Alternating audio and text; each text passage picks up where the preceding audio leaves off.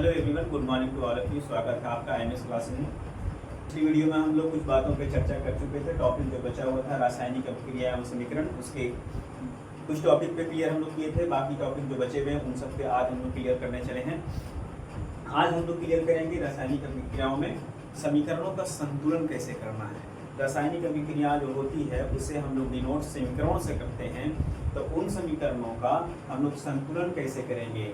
संतुलन फिलहाल हम लोग इन समीकरणों के संतुलन से पहले एक ब्रीफ में हम लोग पीरियोडिक टेबल के कुछ तत्वों के फिलहाल हम लोग ब्रीफ में पीरियोडिक टेबल के लगभग 20 तत्वों के बारे में ब्रीफ में जानकारी ले लेंगे कि उनका एटॉमिक नंबर क्या है, एटॉमिक मास क्या है, मतलब परमाणु संख्या क्या है, परमाणु भार क्या है।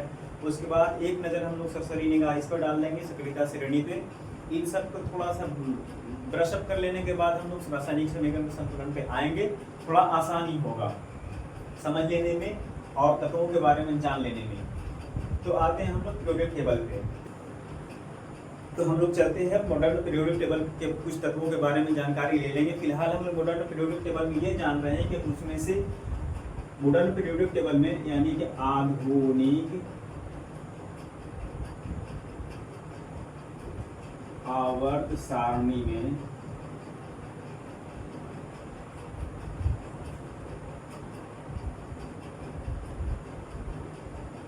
कुल 118 तत्व हैं। तत्व कहने का मतलब उसमें धातु, अधातु, उपधातु तीनों आ जाएंगे। तत्व कहने का मतलब समझ जाइएगा, इसमें धातु, उपधातु, अधातु तीनों आ जाते हैं। तो हम लोग शॉर्ट में हम लोग चर्चा कर लेंगे। 118 में से 91 ये है, 20 ये है, 5 से 7 लगभग उपधातु हैं। तो हम लोग ये जान गए कि आधुनिक आवर्त सारणी में 118 तत्व हैं। 118 तत्वों में से 91 धातु है, ऑलमोस्ट 5 से 7 उपधातु हैं एंड 20 आधातु है। अब इसके बारे में हम लोग जान गए। अब इसके बाद आते हैं हम लोग ये इस पे निगाह डालेंगे कि ये क्या है। इसको हम लोग जान लेंगे इसलिए कि इन्हीं संकेतों के आधार पे हम लोग इन्हीं संकेतों का प्रयोग करते हुए हम लोग रासायनिक समीकरणों को लिखेंगे। तो संकेत जानेंगे, उसका नाम जानेंगे, उसकी परमाणु संख्या जानेंगे, उसका परमाणु द्रव्यमान जानेंगे, तब हमें बनाने में मजा आएगा समीकरणों का संतुलन करना। बगैर इसे जाने हवाई चलेगा। हमें तो लगता है कि ये इन सब चीज़ों के बारे में जनरली जानकारी होगा, लेकिन पढ़ने से पहले एक बार ब्रशअप हो जाना बहुत ज़रूरी होता है। तो एक बार ये हम पढ़ लेंगे, एक बार थोड़ा सा देख लेंगे क्या है। लगभग हम लोग को 20 तक, लगभग इससे ज़्यादा हो तो बहुत अच्छी बात है। और कुछ इन तत्वों के बारे में लगभग हम लोग को 20 तत्व के बारे में अच्छे से जानकारी ले लेना है। उसके बाद कुछ चुनिंदा तत्व हैं जो हमेशा जनरली आते रहता है, उसमें बुक में भी है, समीकरण में ये सब हिस्सेदारी भी ले रहे हैं। उसके बाद इधर आएंगे। फिलहाल हम लोग देखते हैं ये कि इन तत्वों में, इसे देख लीजिएगा। तो फिलहाल हम लोग आते हैं आधुनिक आवर्त सारणी के लगभग 20 तत्वों के बारे में जानकारी रखते हैं। हम लोग बारी बारी से पढ़ लेंगे, उसका संकेत भी समझ लेंगे कि संकेत क्या है, उसका परमाणु संख्या क्या है, परमाणु द्रव्यमान क्या है। हम उस पर भी चर्चा करेंगे, परमाणु संख्या क्या होता है, परमाणु द्रव्यमान क्या होता है। बिल्कुल आसानी से परमाणु द्रव्यमान समझना होगा। हम लोग परमाणु द्रव्यमान भी समझ लेंगे, परमाणु संख्या भी समझ लेंगे। फिलहाल हम लोग संकेतों पे एक नज़र डालते हैं। संकेत पे एक नज़र ही नहीं डालना है, बल्कि उस चीज़ को एकदम दिमाग में बैठा लेना है, रट लेना है कि किसका कितना है, क्या संकेत है उसका। सिंबल का जानकारी होना बहुत ज़रूरी है। जैसे हाइड्रोजन, आधुनिक आवर्त सारणी में हाइड्रोजन को 1 नंबर पर रखा गया है। आधुनिक आवर्त सारणी में हाइड्रोजन 1 नंबर से स्टार्ट होता है। हाइड्रोजन, हीलियम, हीलियम का संकेत He है, लिथियम का संकेत Li है। आधुनिक आवर्त सारणी में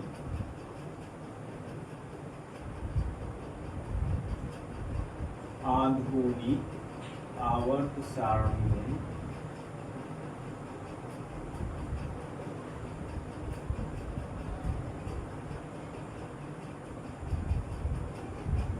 तत्वों का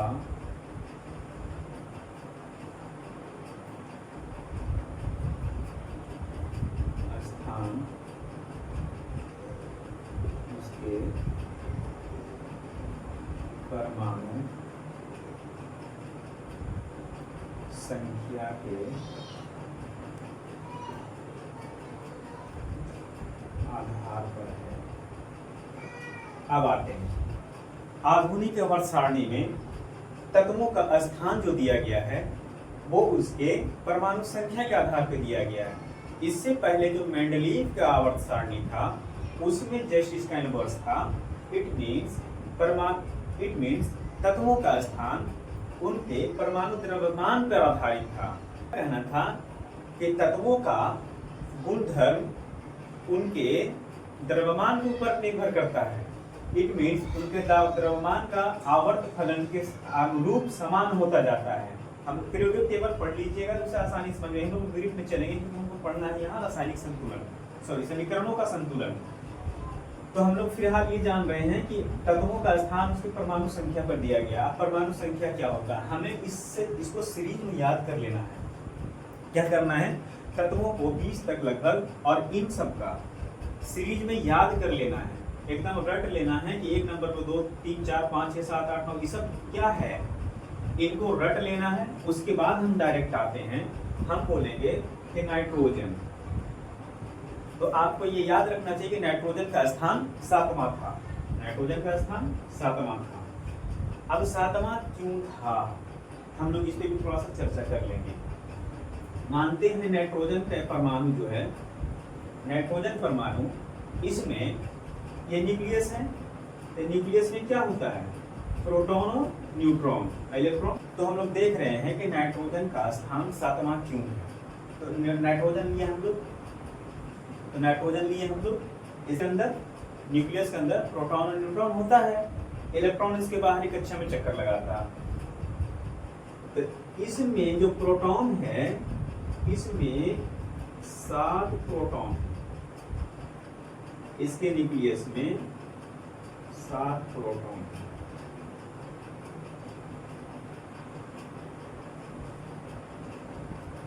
इसके न्यूक्लियस में 7 प्रोटॉन है, इसीलिए इसका स्थान 7वां मिला।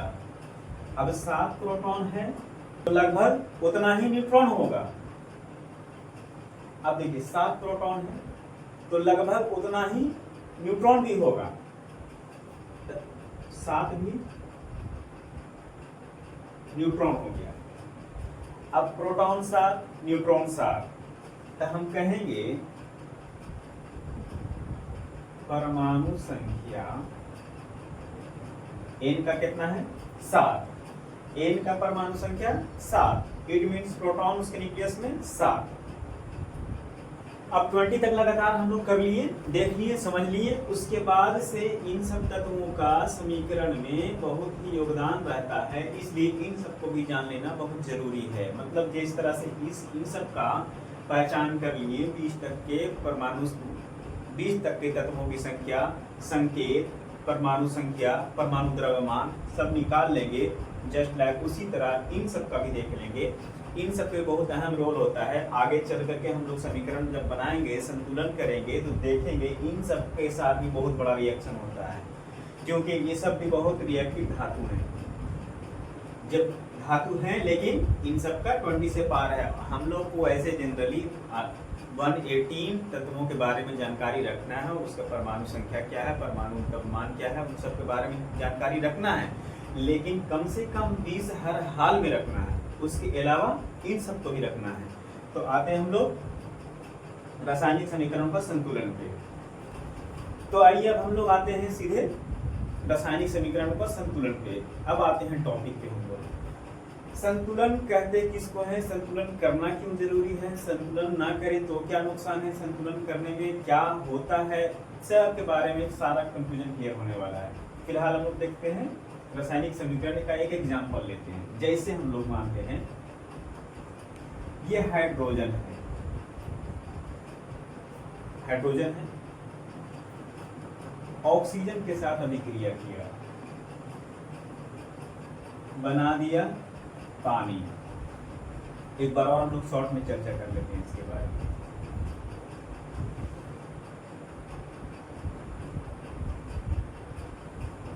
हम लोग पिछले वीडियो में इसका चर्चा कर चुके हैं, फिर से हम लोग बता देते हैं। एरो के निशान के बाएं पक्ष LHS में अभिकारक होता है, दाएं पक्ष में उत्पाद होता है। अभिकारक कहते किसको है?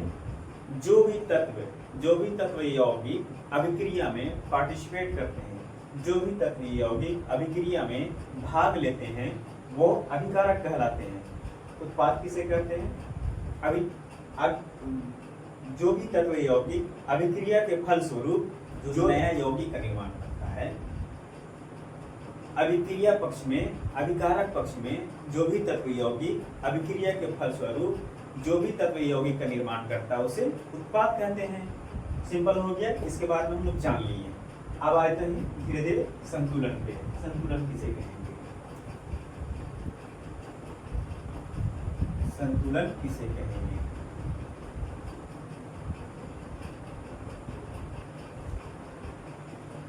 संतुलन है कि नहीं पहचानना है। पहले हम लोग संतुलित एक तरफ लिखते हैं, संतुलित एक है, असंतुलित। कब किसको क्या कहेंगे? हम लोग को संतुलित समीकरण पहचानना, कौन संतुलित है कौन असंतुलित है, इन दोनों के बारे में पहचान होना बहुत जरूरी है। तो कैसे पहचाने कि संतुलित कौन है असंतुलित कौन है? आइए हम लोग देखते हैं। हम लोग सबसे पहले अभिकारक के पक्ष में और उत्पाद के पक्ष में, दोनों पक्ष में तत्वों को एक नजर देख लेंगे कि कौन से तत्व, दोनों तरफ तत्व और यौगिक को देख लेंगे कि यौगिक में कौन सा तत्व कितना है और तत्व जो अकेला है वो कितना है। संख्या में गिन लेंगे हम कि कौन से यौगिक तत्व में, यौगिक हो या तत्व हो, वो संख्या में कितना है। अभिकारक पक्ष में वैसे ही देख लेंगे कि कौन से यौगिक में तत्वों की संख्या कितना है, तत्व अगर अलग हो तो वो अपनी संख्या में कितना है। इन सबको हम लोग बारी बारी से देखेंगे। तो फिलहाल हम लोग देखते हैं, एक बॉक्स बना लीजिए। मान लीजिए इधर बॉक्स नहीं, इधर ही देख लीजिए। इधर कौन कौन है? हाइड्रोजन है और ऑक्सीजन है। इधर भी दोनों है, हाइड्रोजन है, इधर भी दोनों है, हाइड्रोजन है और ऑक्सीजन है। इधर देखिए हाइड्रोजन कितने हैं? 2। ऑक्सीजन कितने हैं? 2। इधर हाइड्रोजन कितने हैं? 2। ऑक्सीजन कितने हैं? 1। अब आ जाइए पॉइंट पे। हम लोग जब भी देखना है हम लोगों को कि अभिकारक और उत्पाद में तत्वों का संख्या बराबर है कि नहीं है। इट मीन्स हम अगर अभिकारक पक्ष में हाइड्रोजन 2 और ऑक्सीजन लिए हैं तो डेफिनेटली हम लोगों को उत्पाद में भी उतना ही चाहिए। इसी को संतुलित करना होता है। अगर हम लोग को उतना नहीं मिल रहा है जितना अभिक्रिया पक्ष में, जितना अभिकारक पक्ष में तत्व और यौगिक अभिक्रिया में भाग लिए हैं और उन तत्व यौगिक की संख्या उतना है जितना उत्पाद में नहीं आ रहा है, तो उस समीकरण को हम कहेंगे असंतुलित है। इट मीन्स हम इसको कह सकते हैं कि अभिक्रिया, ये समीकरण असंतुलित समीकरण है। कैसे? क्योंकि यहाँ हाइड्रोजन 2 है, इधर 2 है, इतना तक चलेगा। आइए ऑक्सीजन पे, ऑक्सीजन इधर 2 है, इधर 1 है, तो यहाँ तो बात गड़बड़ है। यहाँ तो बेईमानी वाली बात हो गई। एक ऑक्सीजन और गया कहाँ? इसकी खोज है, तो इसकी खोज के लिए हम लोग को ईमानदारी से काम दिखाना पड़ेगा। हम कहेंगे कि जितना इधर था उतना ही हम दे देंगे, तुमको चिंता नहीं करना है। तो हम लोग इसी प्रोसेस को, इसी प्रक्रिया को करने के लिए हम लोग कहेंगे कि समीकरण का संतुलन करना है। यही ईमानदारी दिखाने के लिए जो इसके साथ बेईमानी हुआ है, एक ऑक्सीजन गुम हो गया इसका, इसी को हम लोग दिखाने के लिए जो प्रक्रिया अपनाते हैं उसे संतुलन कहते हैं। फिलहाल संतुलित असंतुलित होता क्या है? अभिकारक पक्ष में जितने भी तत्वों की संख्या हो उतना ही उत्पाद पक्ष में तत्वों की संख्या नहीं होती है, तो उस समीकरण को हम लोग असंतुलित कहेंगे। बस इसी का बराबर कर दीजिए, बस जस्ट उल्टा। हम लोग को परिभाषा लिखने से ज्यादा इस पे फोकस करना है। अगर ये हम समझ लेंगे समीकरण को हम लोग समझ लेंगे, परिभाषा लिख लेंगे, आसानी के साथ लिख लेंगे। बस इसे कॉन्सेप्ट के साथ हम लोग सारे कंफ्यूजन क्लियर करके इसको अगर समझ लेते हैं तो परिभाषा तो आप अपने शब्दों में खुद लिख लेंगे। और परिभाषा लिख लेंगे, ये नहीं लिखेंगे तो इट मीन्स सही नहीं है। वो एग्जामिनेशन में आपका जो कॉपी चेक होता है वहाँ थोड़ा दिक्कत हो सकता है, क्योंकि आपको अगर कोई भी क्वेश्चन देता है तो न्यूमेरिकल बेस हो या इस तरह का समीकरण बेस हो, तो उस क्वेश्चन में मानते हैं 3 नंबर का आता है, आप सिर्फ इक्वेशन लिखे हैं तो 2 नंबर हर हाल में देता है, और आप उसका पूरा शब्दों में सारांश लिख देंगे तो 1 नंबर ही देगा, क्योंकि उसे पता है कि आपने जो दर्शाना था, जो क्वेश्चन का मकसद था, वो तो आप पूरा किया नहीं, तो आपको नंबर तो मिलेगा नहीं। आप खुशफहमी में रहेंगे कि हमको क्वेश्चन भर आंसर लिखे हैं, एक पेज का, आधा पेज का, वहाँ तो उतना लिखना नहीं था, बस आपसे एक ही लाइन का आंसर मांग रहा था, आप तो पूरा आधा पेज भर के आए हैं और खुशफहमी में जी रहे हैं। अब रिजल्ट आएगा तो फिर आपको नजर आने लगेगा कि हम गलती कहाँ किए थे। तो फिलहाल ये गलती नहीं करना है, हम लोग को इसी बेस पे पढ़ाई करना है, इसी बेस पे पढ़ाई करना है और परिभाषा अपने से बना लेना है। तो फिर खैर आते हैं संतुलित और असंतुलित पे। तो यहाँ संतुलित तो नहीं है, असंतुलित है। अब असंतुलित को संतुलित करने का प्रोसेस क्या है ये भी जानना है। संतुलित करने का प्रोसेस एक सबसे मोस्ट इम्पॉर्टेंट कहिए या फेमस प्रोसेस कहिए, हीट एंड ट्रायल प्रोसेस है। हीट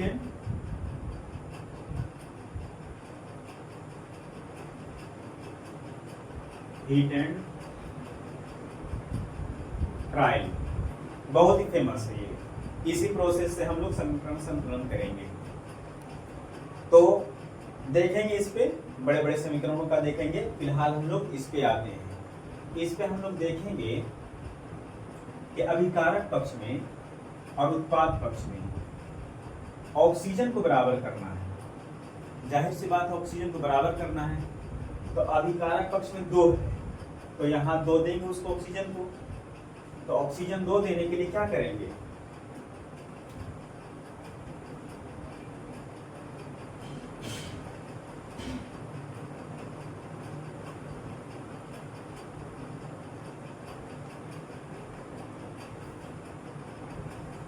हम लोग क्या कहेंगे इसको। फिलहाल हम लोग थोड़ा सा हम लोग समझने की कोशिश करेंगे। जैसे Cl2 लिखते हैं, इसमें कितने क्लोरीन है, क्लोरीन की संख्या 2, और कहीं पर लिखा हुआ होगा 2Cl, इसमें क्लोरीन की संख्या, इसमें भी क्लोरीन की संख्या 2 ही है, इसमें भी क्लोरीन की संख्या 2 और इसमें भी 2।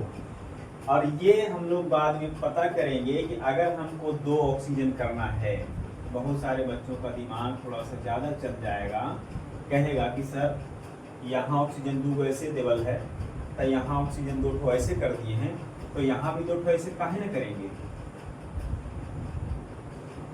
यहाँ भी 2 ऐसे क्यों ना करेंगे। आखिर यहाँ आप कर दिए हैं, यहाँ आप कर दिए हैं, ईमानदारी भी दिखाना है तो डायरेक्ट कर दीजिए, इसे बड़ा खोखला लगाएगा। तो ऐसे क्यों नहीं कर सकते हैं, ऐसे अगर कर देंगे तो हमें उत्पाद में जो मिला था पानी, उसका अस्तित्व बिगड़ जाएगा, कि पानी रहेगा ही नहीं। हमें हाइड्रोजन ऑक्सीजन सभी क्रिया करके पानी जो मिलता है वो पानी है ये नहीं है। तो इस तरह से डायरेक्ट लगाने से, इस तरह से हम अगर डायरेक्ट लगाएंगे तो उत्पाद में जो भी हमें प्रोडक्ट मिलता है, जो भी उत्पाद में हमारा जो भी यौगिक मिलता है, जो भी तत्व मिलता है, तो यौगिक में अगर डायरेक्ट इस तरह से करेंगे तो हमारा वो अस्तित्व भी खो देगा। इट मीन्स ये पॉसिबल ही नहीं है। तो हमें करना क्या है, डायरेक्ट इस तरह से कहीं भी किसी भी तत्व के नीचे में नहीं लिखना है, नीचे में यहाँ पे नहीं लिखना है। जब भी देंगे, जब भी संतुलन करेंगे तो उसके पहले करेंगे। जैसे हम लोग हाइड्रोजन दे रहे हैं, हाइड्रोजन को संतुलित करना है, यहाँ 2 हाइड्रोजन पहले से लिखा हुआ, हमको कहीं और 2 हाइड्रोजन देना है, तो कहीं और हाइड्रोजन 2 लिखने के लिए यहाँ नहीं दे करके ऐसे करेंगे, 2 हाइड्रोजन देंगे। कहीं ऑक्सीजन लिखा हुआ 3 है, और एक मानते हैं अभिकारक पक्ष में हो या उत्पाद पक्ष में हो, 3 ऑक्सीजन है, 3 ऑक्सीजन अगले को और करना है, तो क्या करेंगे, 3 ऐसे ना करके 3 हम लोग ऐसे करेंगे। ये बहुत इंपॉर्टेंट है, इसे याद रखना होगा ये, क्योंकि ये बेसिक कॉन्सेप्ट है।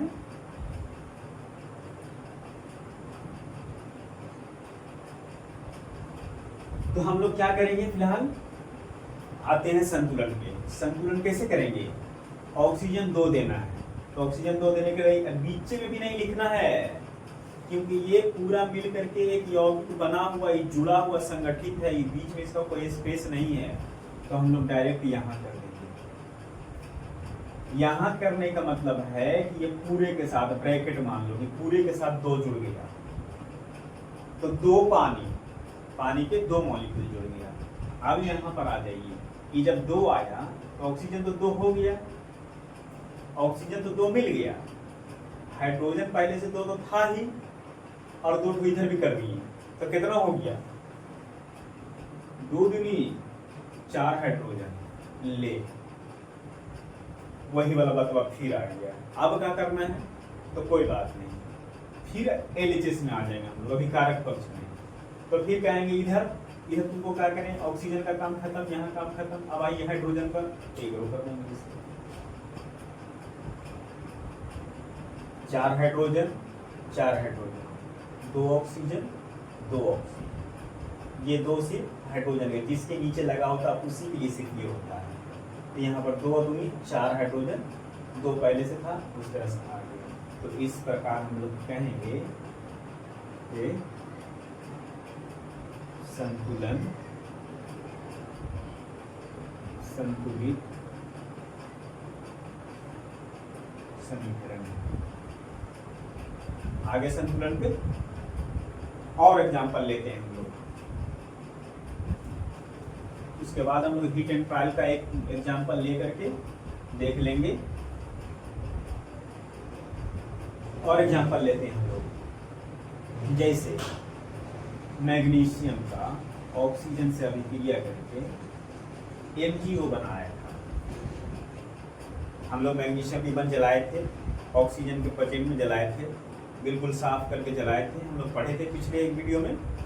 मैग्नीशियम के जलाने के बाद मैग्नीशियम ऑक्साइड का जो चूर्ण मिला था, हम लोग पीरियड कलाप में बहुत अच्छे से चित्र बना करके पढ़े थे। जो मैग्नीशियम ऑक्साइड मिला था वो ऐसे ही लिखे थे हम लोग। तो फिलहाल हम लोग उसी तरह उसी को हम लोग फिर से कर रहे हैं। अभी कारक पक्ष देखना है, उत्पाद पक्ष देखना है, किधर किधर क्या हो रहा है। तो हम लोग देखते हैं यहाँ फिर से बेईमानी हो रहा है। इसी बेईमानी को सुधार का हम लोग संतुलन कहते हैं। होता है ना, मानते हैं कि एक मोटा एग्जांपल लीजिए, कहीं पर 2 बच्चों में कोई चीज को बांटना है।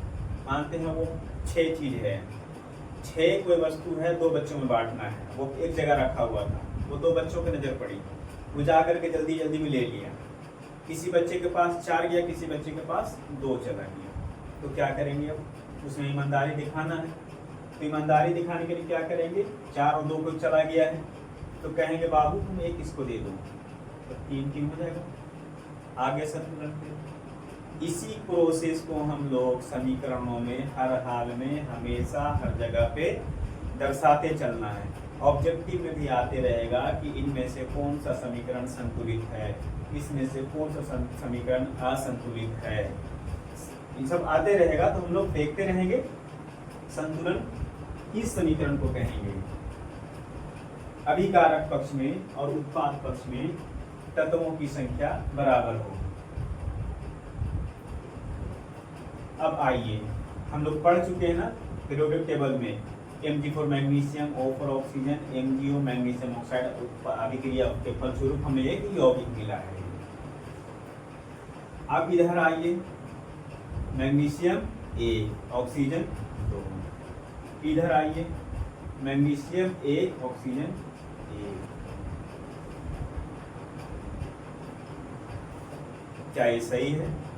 ईमानदारी दिखाया ये समीकरण ने? नहीं दिखाया। एक ऑक्सीजन को गुम फिर कर दिया। अब गुम कर दिया तो इसी का हम लोग देंगे, क्योंकि ये तो असंतुलित है, इसको बेचैनी रहेगी ही। ये बेचैन है, असंतुलित है, संतुलन में नहीं है इसका कोई भी।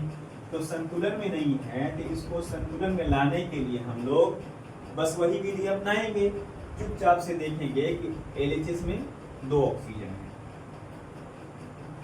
ये याद रखिएगा, अभिकारक हो या उत्पाद पक्ष हो, हम लोग हमेशा ज्यादा संख्या वाला से कम संख्या वाला में चलते हैं। इट मीन्स अगर ऑक्सीजन 3 अगर इधर रहता, उधर 2 रहता, तो हम लोग 2 को 3 करने चलते हैं। अब 2 को 3 करने के लिए हम लोग को जिस विधि को अपनाना पड़े, 2 को 3 करने के लिए क्या करेंगे, 3 से गुना करेंगे तो 6 होगा, तो इधर भी 2 से गुना करेंगे तब 6 होगा। इसी तरह से हम लोग ज्यादा से कम की तरफ आते हैं। जो तत्वों की संख्या किसी भी यौगिक में समीकरण लिख लेंगे या लिखा हुआ हो किसी भी समीकरण में, तत्व ये यौगिक की संख्या ज्यादा से जो ज्यादा हो, जो ज्यादा मात्रा में हो, उसको पहले हम लोग हिट करेंगे, है ना। हिट एंड ट्रायल मेथड हम लोग करेंगे उसका, उस बेस पे। फिलहाल हम लोग ये वर्बली हम लोग छोटे छोटे एग्जांपल के साथ पहले समझ लें अच्छे से, तब उस पे आएंगे। स्टेप वाइज जो चरणबद्ध तरीके से किया जाता है उस पे आएंगे हम लोग। फिलहाल देखते हैं मैग्नीशियम और ऑक्सीजन का अभिक्रिया के फलस्वरूप मैग्नीशियम ऑक्साइड जो बन रहा है। यहाँ आते हैं, LHS में मैग्नीशियम 1, ऑक्सीजन 2, RHS में उत्पाद पक्ष मैग्नीशियम 1, ऑक्सीजन भी 1। तो हम लोग क्या करेंगे, ये 2 है तो इसको भी 2 कर देंगे। तो करने के लिए हम लोग तो कह चुके हैं कि नीचे में नहीं लिखेंगे। नीचे में किसी भी तत्व को बैलेंस करने के लिए, संतुलित करने के लिए नीचे में नहीं लिखेंगे, वो अस्तित्व ही खो देगा, वो दूसरा यौगिक बन जाएगा, वो पॉसिबल ही नहीं होता है। तो हम लोग यहाँ देंगे। अब यहाँ देंगे तो हम लोग को टारगेट 1 को रखना है पहले। टारगेट हमारा ऑक्सीजन है, ऑक्सीजन को पहले हम 2 करेंगे हर हाल में, तो 2 कर देंगे। अब ऑक्सीजन की समस्या तो दूर हो गया, चलो 2 क्लियर। अब आइए दूसरा समस्या फिर उत्पन्न हुआ, तो वो समस्या इजी बन जाता है फिर। यहाँ मैग्नीशियम 1, कोई दिक्कत नहीं है, यहाँ 2 हो गया, ले फिर वही वाला हाल हुआ। तब यहाँ मैग्नीशियम 2 हो गया, तो अब इधर मैग्नीशियम 1 हो गया। तो फिर हम लोग ज्यादा से कम की ओर आएंगे, तो ज्यादा 2 है तो कम की ओर आ रहे हैं, यहाँ 1 है तो इसको भी 2 करना है। ये भी असंतुलित हो गया, अपने में संतुलन में नहीं है, ये अकपका आ रहा है, तो इसको भी 2 कर दीजिए। आ गया, क्लियर हो गया। 2 मैग्नीशियम, अब इधर देखिए 2 मैग्नीशियम 2 ऑक्सीजन, 2 मैग्नीशियम 2 ऑक्सीजन। इस प्रकार हम लोग संतुलित समीकरण बनाते हैं। आगे बात समझ में। अब इतना के बाद एक एग्जांपल और ले लेते हैं बस, उसके बाद आएंगे हीट एंड ट्रायल पे। चरणबद्ध तरीके से हीट एंड ट्रायल ही हो रहा है, चरणबद्ध तरीके से आएंगे उसमें। आते हैं हाइड्रोजन का क्लोरीन के साथ अभिक्रिया करा देंगे तो क्या बनाएगा, हाइड्रोक्लोरिक, सबसे हाइड्रोक्लोरिक।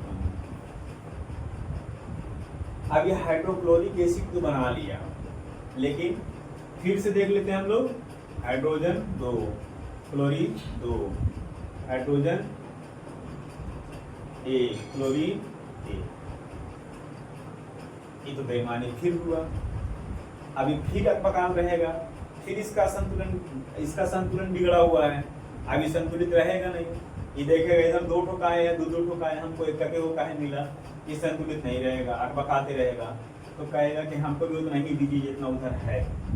जैसे बच्चा लोग लड़ता है, जितना उसको उतना हमको दीजिए, उसी तरह से लड़ते रहेगा कि हमको भी उतना ही दीजिए जितना उधर है। तो हम लोग करेंगे कोशिश, तो कहेंगे अच्छा ठीक है, इधर कितना कितना है, हम लोग वही ज्यादा से कम क्यों, कितना कितना इधर पे पूछेंगे, 2 है। अच्छा तो तुमको भी 2 चाहिए, तो यहाँ तो लिख नहीं सकते हैं, यहाँ तो लिख नहीं सकते हैं, पता है, बता दिया गया है। तो लिखना कहाँ है, यहाँ लिखना है। अब बताइए, यहाँ लिखना है तो क्लोरीन भी 2, हाइड्रोजन भी 2, क्योंकि यहाँ लिखने से सब के साथ मल्टीपल हो जाता है। अगर यहाँ 2 लिखा रहता पहले से, तो ये 2 दूनी 4 क्लोरीन हो जाता। अगर 2 यहाँ लिखा रहता तो 2 दूनी 4 हाइड्रोजन हो जाता। तो इस बात को ना हम लोग बेसिकली समझ लेंगे कि क्या होता है। आप बताइए, यहाँ हाइड्रोजन क्या हो गया, 2 ठो, क्लोरीन 2, क्या संतुलित नहीं है, संतुलित हो गया। तो इस प्रकार हम लोग समीकरणों का छोटे छोटे समीकरण के उदाहरण के साथ समीकरणों का संतुलन करना जान गए। अब आते हैं हम लोग हीट एंड ट्रायल पे। हीट एंड ट्रायल पे इस तरह से चरणबद्ध तरीके से करना है। यही प्रोसेस है, सेम है, बस उसे थोड़ा सा और खींच देना है और कोई बात नहीं। अब आते हैं हम लोग संतुलित समीकरण का। तो अब आते हैं हम लोग संतुलन करने के लिए हीट एंड ट्रायल मेथड से। इससे पहले भी हीट एंड ट्रायल मेथड ही हुआ था, लेकिन वो बस जनरली कर दिया गया था। अब आइए स्टेप वाइज करने के लिए कैसे कैसे स्टेप वाइज करेंगे। जनरली हम लोग उसमें लोहा वाला ही लेते हैं, आयरन का वायुमंडलीय नमी से मतलब कि पानी से अभिक्रिया किया तो ये बनाया Fe3O4 प्लस हाइड्रोजन। इतना तक आ गया। हीट एंड ट्रायल मेथड ये कहता है कि सबसे पहले बॉक्स बना दीजिए।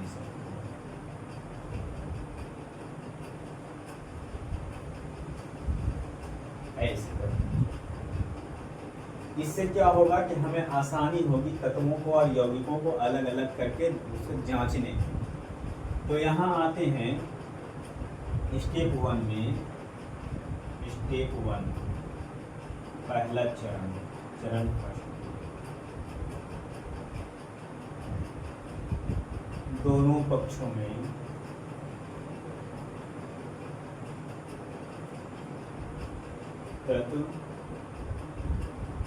तत्वों की संख्या गिनना है। ठीक है, तत्वों की संख्या गिन रहे हैं हम लोग और इसे बॉक्सिंग कर रहे हैं। तो बॉक्स बना के भी लिख लेंगे हम लोग। इस तरह से एक इधर बना लेते हैं बॉक्स।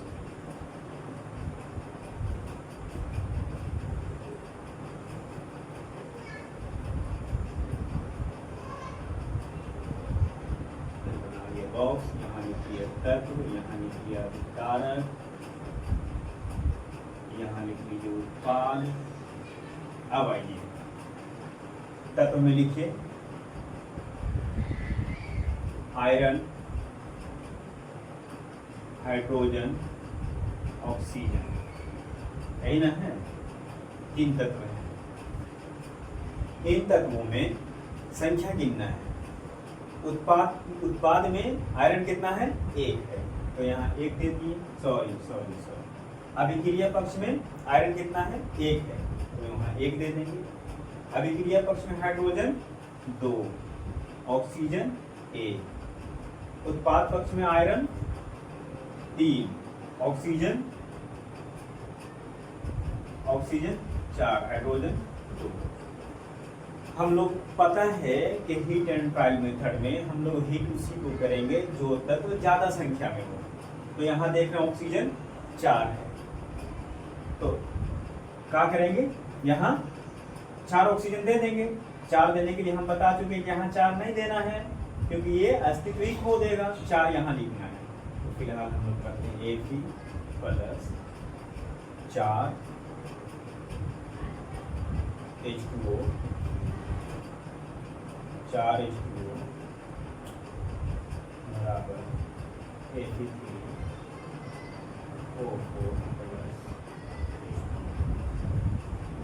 ऑक्सीजन देख लिए, यहाँ 4 ऑक्सीजन, यहाँ भी 4 ऑक्सीजन हो गया।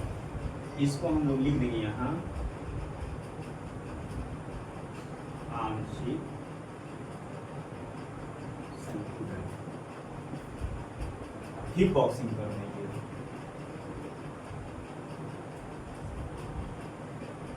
अब आएंगे फिर स्टेप 2 में। फिर से स्टेप 2 में हम देखेंगे ऑक्सीजन का काम खत्म। अब आएंगे हम लोग आयरन पे। आयरन यहाँ उत्पाद में 3 है, तो यहाँ भी 3 करेंगे। तो 3 करके आयरन कर दें प्लस 4 H2O हो गया Fe3O4 प्लस।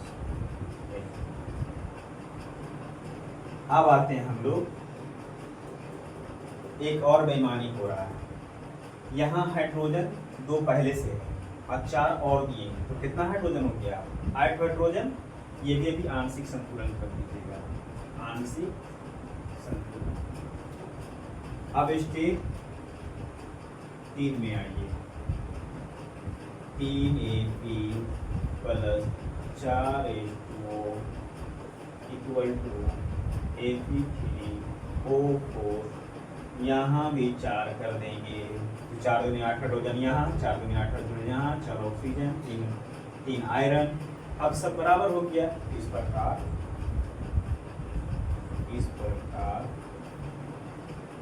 संतुलित समीकरण प्राप्त। तो हम लोग फिर से इस पर देख लेंगे सरसरी निगाह से, और इस तरह से हम लोग बॉक्सिंग करके फिर से बारी बारी बॉक्सिंग करना है। ये बॉक्सिंग एक स्टेप में किए हैं, फिर से बॉक्स बनाएंगे, फिर से वो लिखेंगे, जैसे करेंगे बस स्टेप वाइज बढ़ाते जाएंगे, बस यही हो जाएगा हम लोग का संतुलन करना। आसान, मेरे ख्याल से आपको समझ में आ गया होगा, आसान ही लगा होगा। फिर से हम लोग मिलेंगे, इसी को फिर से कर देंगे और इसको फिर से समझ लेंगे, और उसके बाद हम लोग आएंगे समीकरणों की इसके बाद हम लोग आएंगे रासायनिक अभिक्रियाओं के प्रकार, कितने तरह के होते हैं, संयोजन अभिक्रिया, वियोजन अभिक्रिया, विस्थापन अभिक्रिया, द्विविस्थापन अभिक्रिया, ऊष्माक्षेपी, ऊष्माशोषी, रेडॉक्स, उपापचय, अपचय, सब पे बात करेंगे बारी बारी से। सारा कंफ्यूजन क्लियर होगा। तब तक के लिए धन्यवाद।